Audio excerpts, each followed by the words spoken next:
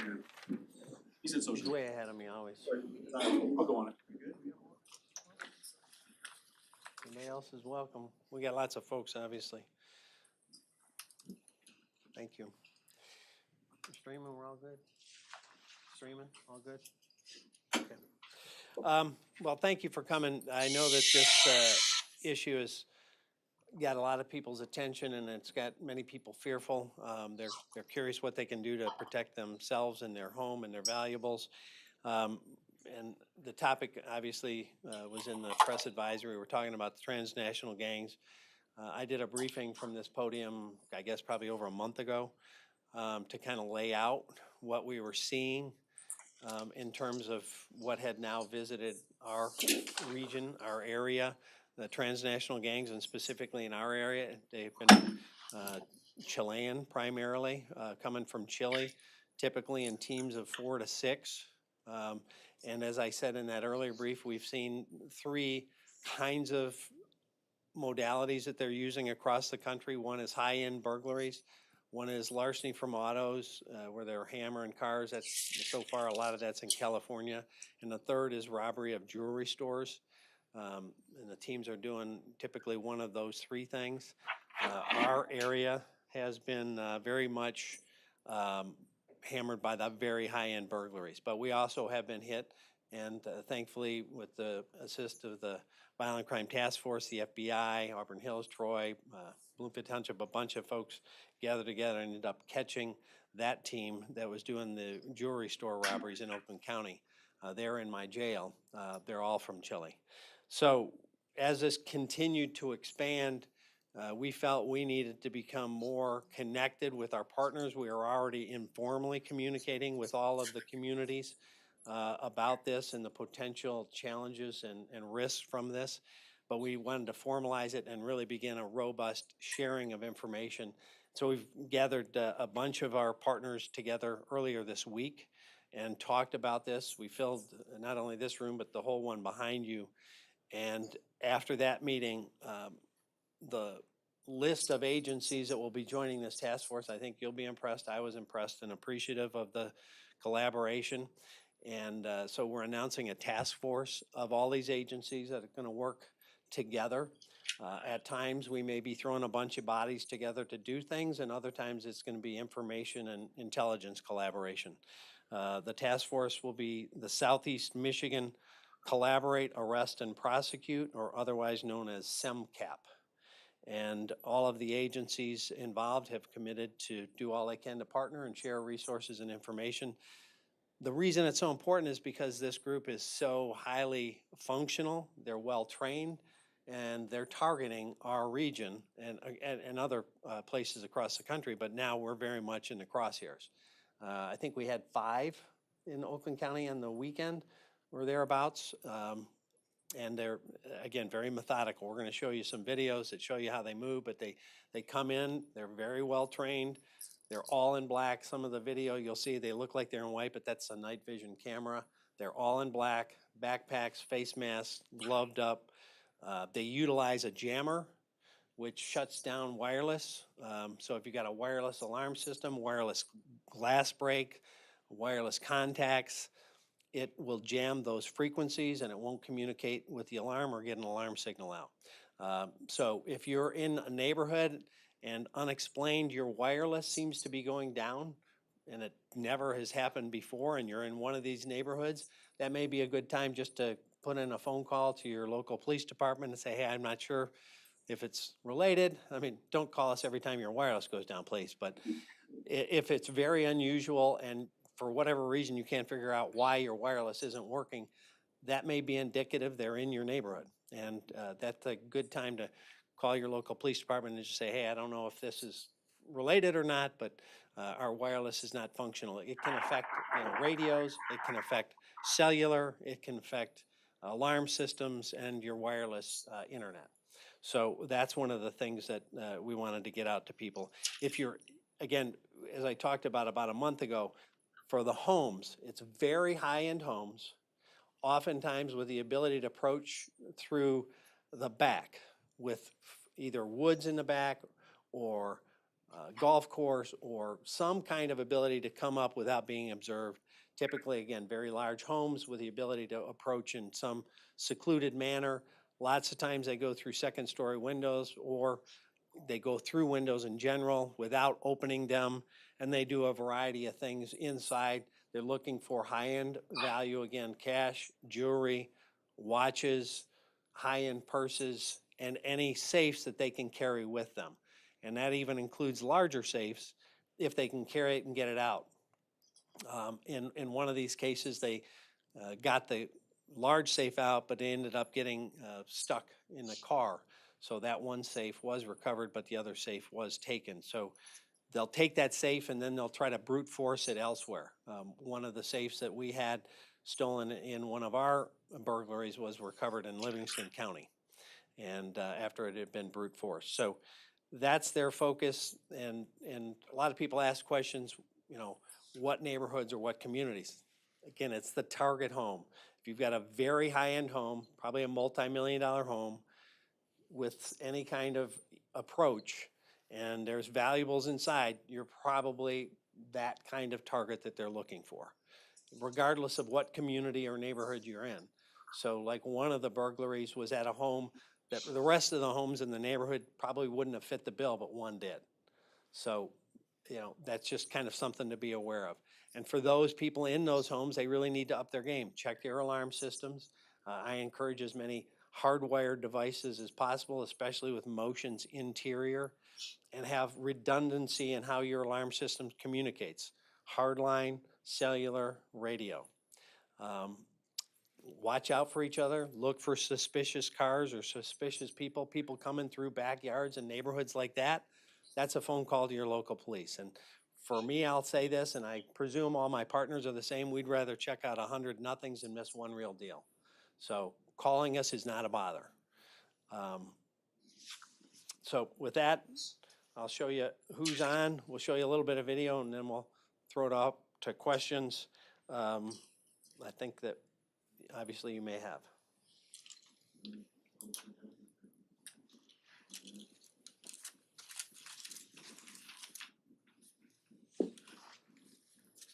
All right, so that's our logo. I know you're impressed, but I can't take credit for it. Some folks on our team came up with the idea and then designed the logo.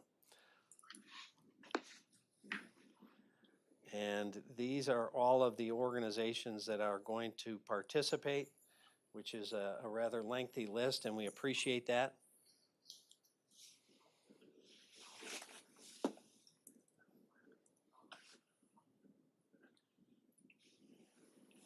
So you can see it's pretty substantial, including federal partners and state and local.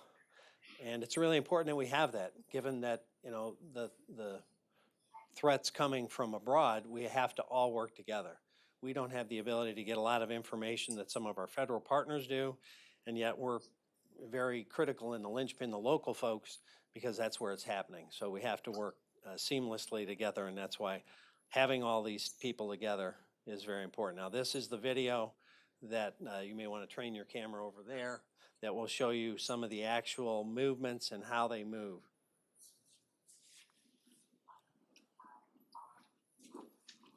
You'll see he takes a punch to the window, and then they just clear it out and go through the window. That quick getting in.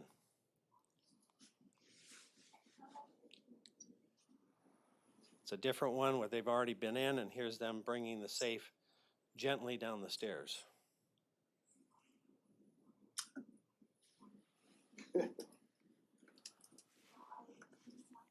A different one. They're very aware of cameras. Lots of times in some of these different videos, you see them spot a camera, and then they communicate to each other about the presence and location of camera, and sometimes it spurs their activity to speed up a little bit. Again, they look like they're in white, but they're not. That's a night vision camera. Like, these are all in black. You'll see him punch the window here. The guy to the right in the middle, that's a jammer. So he's jamming signals right now. If there's a wireless contact in there, or a wireless window break, or cellular, or the wireless internet, that's what that thing in his hand is doing. And he's pointing it inside, again, trying to affect the alarm systems.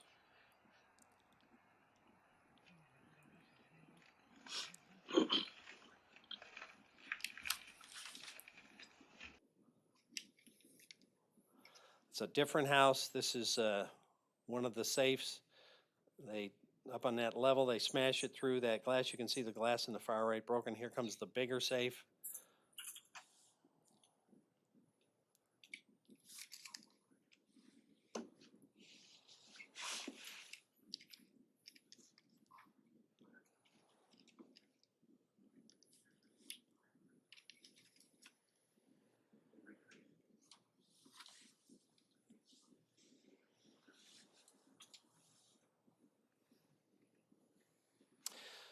So that gives you a little idea how they move, how they enter, how fast it is, and what they're going for.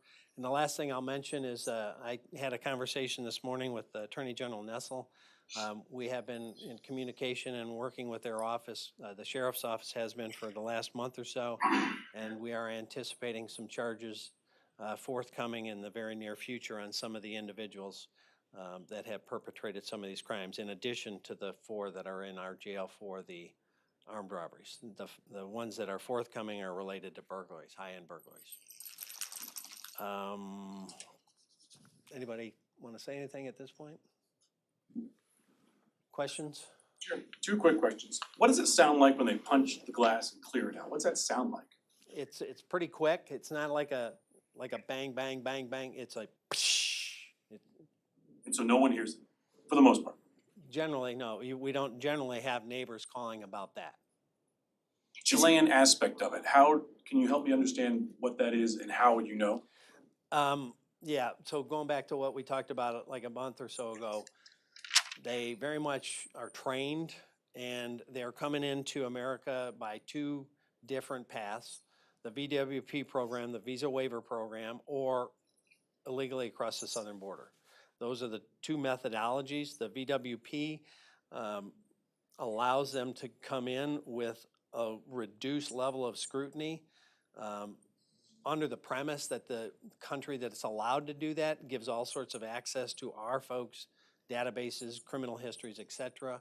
And the last I checked and heard, Chile was not in full compliance, and we are still allowing them to be in the VWP. So if I had a request for the federal government, I would ask them to pull the VWP for Chile. That doesn't mean they can't come here. They just have to get a visa, which is a little higher level of a background. The country of origin is because of other arrests? You link to Chile how? Yeah, they're from Chile, the ones that have been arrested. And Sheriff, talk about the ones that have been arrested. There's 4 for the jewelry store? There's 4, yes, in my jail from the armed robberies, and there are others that have been caught in other communities that are all from Chile as well. And we're connecting the dots on some of those to us, because what happens is they move around the country. So, and I probably repeating for those that were at the earlier brief, a lot of this stuff happens quickly. They send it to fences, typically in Miami, LA, New York. They get about 30 cents on the dollar. They convert everything to cash as much as they can. They ship a lot back to Chile. It's a very moving, constant operation. So they may hit here and then move on to another community, another state, and hit there and then move on again and then run a circle. And just to be clear, the jewelry store was armed robbery, you said? Yes. And then how many have been arrested on the burglaries? I didn't get into that, but I can just say that there have been, and that's until people are formally charged and things can be released. Can you No, refresh no. on the, I'm sorry, go No, I'm ahead. sorry, no numbers? Not at this point, no. Can you refresh on? Related to us, I can say not at this point, but there's crews that have been arrested all over the country in different Correct. communities. Chilean, Sorry. yes. Can you refresh on the timeline of when you first saw them? Are these instances being reported, meaning months, over a year, et cetera? And I'm also curious in regard to, it seemed like they were moving pretty casually. You spoke before, if I recall, that they scout these homes, they know when people aren't home. So it sounds like they're not into confrontation with homeowners, they wait. But if you can talk about the time frame as well as their modus. Well, it's probably hard for us to pin down when they first started coming to our area, because it may not have registered as this is an organized group. This may have been a burglary. And they were in and out and they took this stuff. But now, as more develops and more of the high-end homes with cameras and all of the MOs are being pieced together, now we're beginning to go back and look at older burglaries and share that information with other communities, and they're probably gonna go back and go, you know what, this one fits that may be related to them too. So, You have a best guess? It's from. well, I heard some communities have gone back in years with this. I don't know. February 2021. I mean, I would say for us, it's probably 2 years. But the confrontation element too, or the fact that they seem to be tracking people when they're away. Yeah, so this group is very methodical. We have seen similar crimes and burglaries where things have been discovered around the country that have used things like trackers on cars. They've used trail cams to do pattern of life, determine when you're coming and going. They try to determine when you're not going to be home. This group, again, appears to be very non-confrontational. They've actually left guns that have been found. In very few situations have we seen anything from our groups so far that's confrontational. If somebody is seen or heard or something happens, they flee. Again, other groups from other areas have been confrontational. And we Sheriff, how hope- many, I'm sorry, Go ahead. how many of you tied to Southeast Michigan? I think we're just getting a handle on it. I think we were talking, it was probably 30 or 40 in Oakland County since September. So we're still trying to, that's what all of us getting together starts to put the picture on how big this is and how long it's been going on. Is anybody here from Grosse Pointe? I don't know if the point's here. We are communicating with them. We know they got hit. I think I was told 4 or 5 times in the last couple weeks. And where were the 5 over the weekend? It was this past weekend, correct? Yes. Where were those homes located? I think we had a near run-in in Oakland. I know Bloomfield Hills, Bloomfield Township. That's this weekend. Yeah. Thanksgiving weekend was 7 different ones. Yeah. I Thanksgiving weekend, there were 7 different, there were in other spots too, but this past weekend, it was, I think Oakland, Bloomfield Hills, and Bloomfield Township. Fair to say it's on the uptick then, or you can't really put it in that kind of context?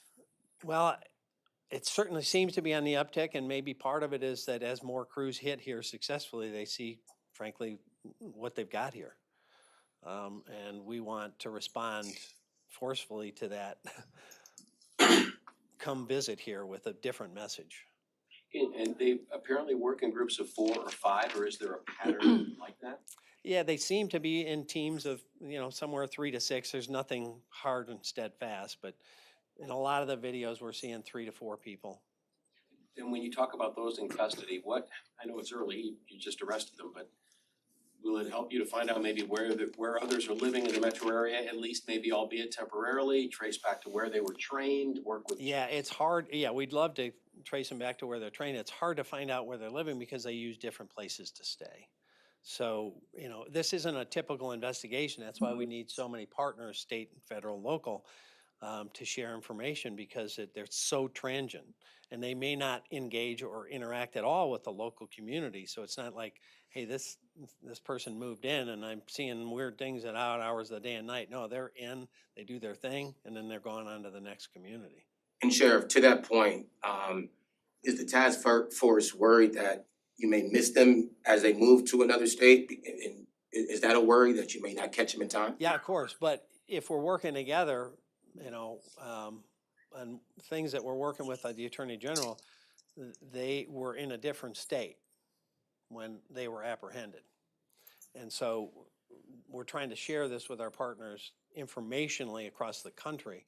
And as you know, I'm head of Major County Sheriff's America Government Affairs, so we're communicating across the country, and I know the chiefs are as well. So this is a nationwide problem that, we're very aware of and focused on.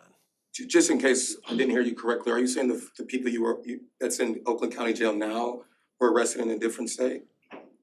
4 in Oakland County Jail were arrested in Oakland County. There are some that were arrested in a different state that we have tied to Oakland County. Were they here legally?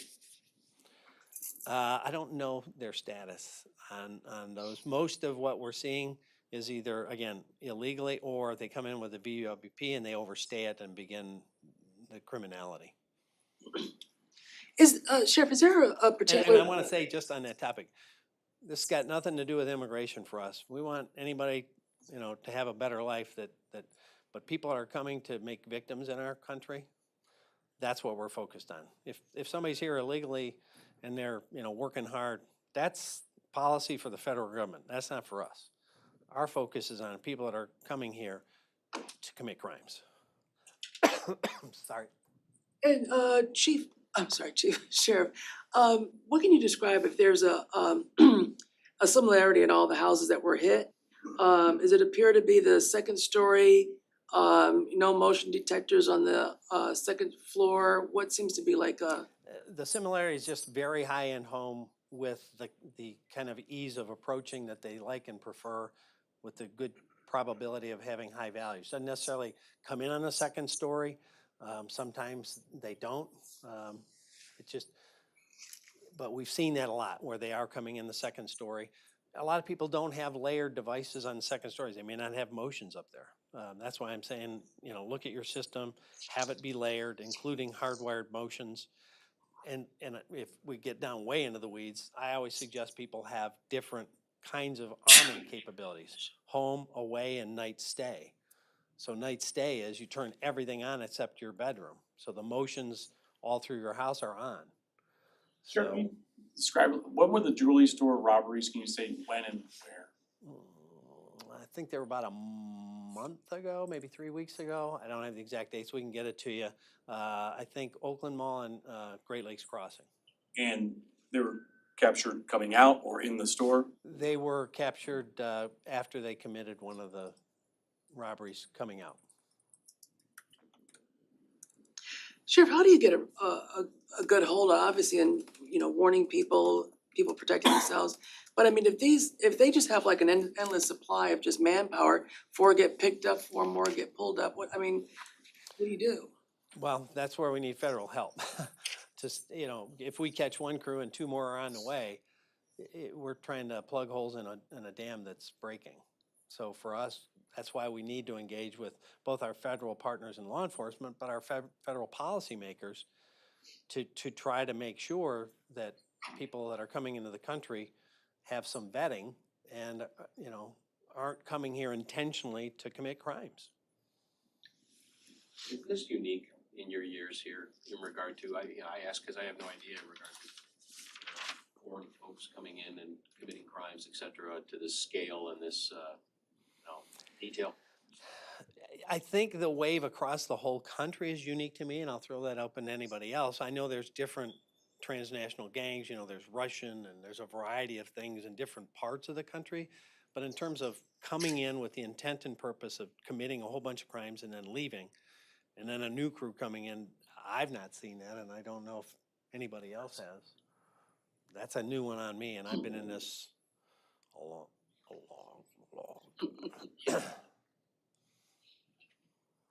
Sheriff, my last question, how frustrating is it when you're dealing with, it's not like you were saying earlier, it's not like they're living, at the corner of this, X street and Y street, and they're so transient and they're, just have zero regard. How do you? It's super frustrating because they're in the wind so fast, and so are people's valuables. A lot of this stuff is being packed up in the boxes for shipping as they're driving away from your home.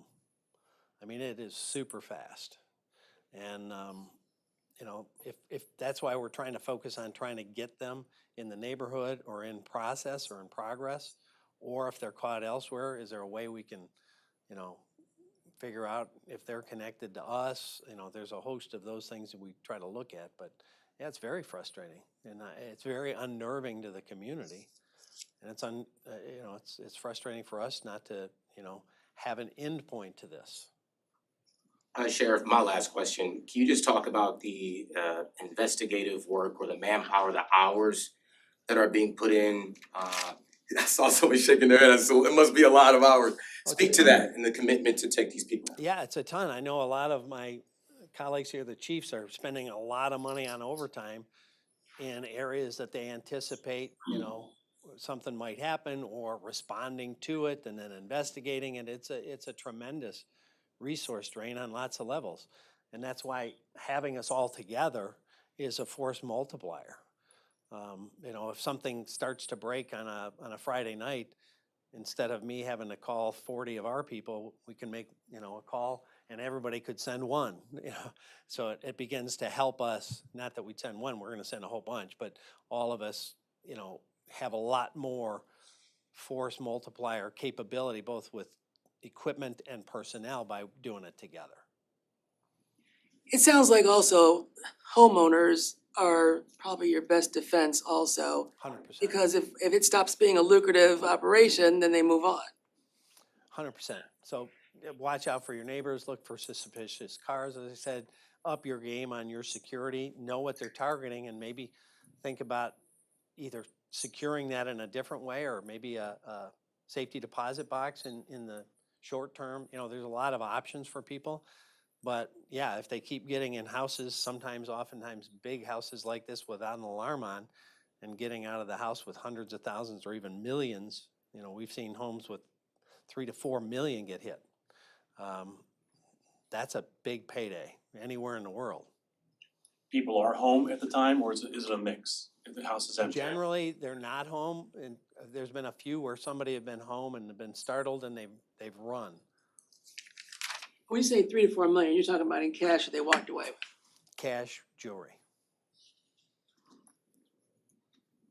Last for me, any idea on how you trace who they fenced through, or I'm interested in how you trace back versus playing defense, and I know you said you could use federal help in this endeavor, but how do you investigatively approach even going after this? Yeah, it's very complex and very labor intensive, and that goes to the overtime and the manpower drain that you have to consider all the layers. So like in Michigan, we have certain laws that require when things are taken in and pawned, or you know, they have to notify and put it on a list and all those kinds of things. So each state has their own process there, but lots of times it's out on the internet. So you start looking on the internet, what's for sale, what's on eBay, does it match our, you know, items stolen? And that's where you get into hours and hours and hours.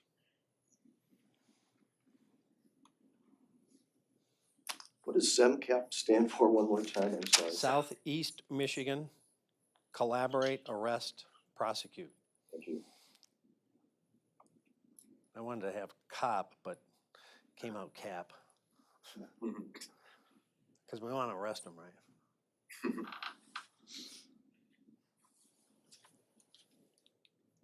Anybody else? Well, the chiefs are here and the other agencies are here. If you got questions for them, I encourage you to chat with them. They're invaluable and critically important on this effort, and we're united in it. So thank you. Thank you. Thank you.